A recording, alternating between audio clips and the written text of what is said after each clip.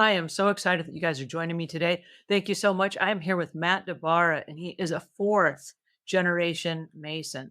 And oh my goodness, let me tell you, their company has been in business for over 100 years. Imagine all the years of all the wisdom drifting down into Matt, who's now the owner of DiBara Masonry. And I've got him on the show today. So today we're going to be talking about the stuff that Matt is really aware of, which is going to be all the extra pavers and paver stones, and if you have extra debris, and how we clean up the dust and all the stuff that everybody asks. And we're like, oh my gosh, what do we do with all this stuff? And oddly enough, a lot of people don't do anything with it because they don't know what to do.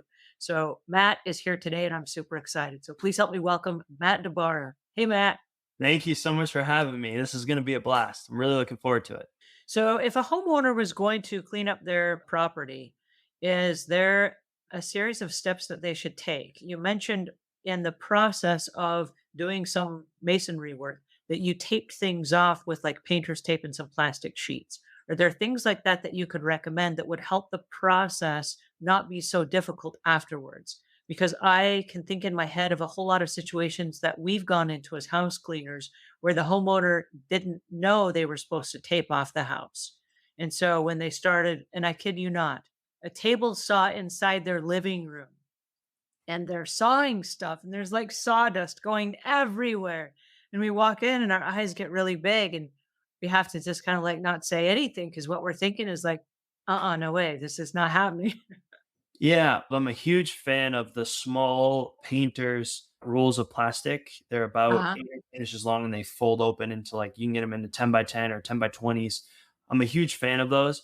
Going back to the taping, making sure you have the right tape and testing it first is huge. Depending on the quality of paint and the quality of painter, if you use even the blue painter's tape that says it's good for painted surfaces, I always recommend you put it on, you take your thumb and you press it real hard, rub it 3 or 4 times, and then peel it off quickly and see what happens. And ideally, you're doing this in an area like lower to the floor just in case. But it's better to find out in one small area than to tape off everything. And then when you're pulling it, because sometimes painters they mix paints, like they'll mix an acrylic with an oil base with the water, and then what happens is those paint layers they don't hold up.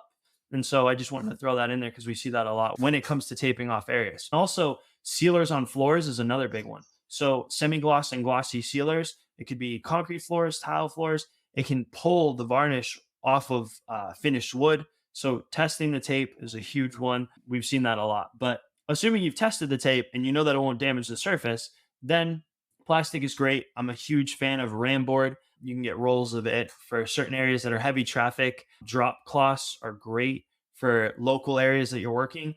They're not super good for anything that might spill over. So a lot of times, and we've seen this a lot, where people will paint and they'll paint with the drop cloth.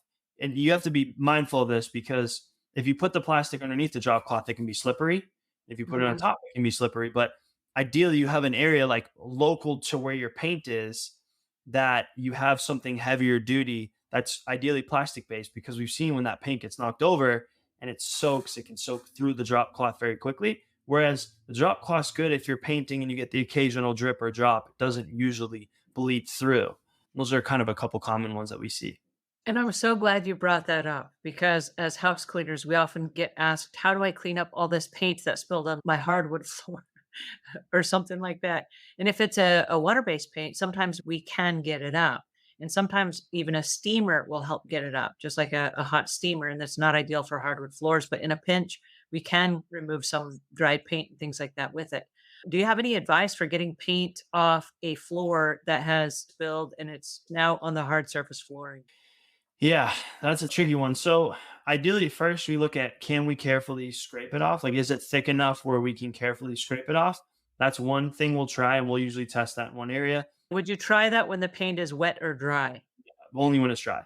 So we Okay. only try that when it's dry. If the paint is wet, you can't scrape it. But sometimes if we come and we realize that we've seen, for example, paint spills and it kind of cakes on and it's thick. Sometimes you can almost peel that up in one big kind of like paint little pancake thing. So if you can do that, great. You can test scraping it like in a real small area carefully with like a paint scraper, and you'll know right away if it's going to come off or not. Sometimes if there was dust, dust becomes our friend at that point because if the floor was dusty and the paint hardened over the dust, it'll just come off.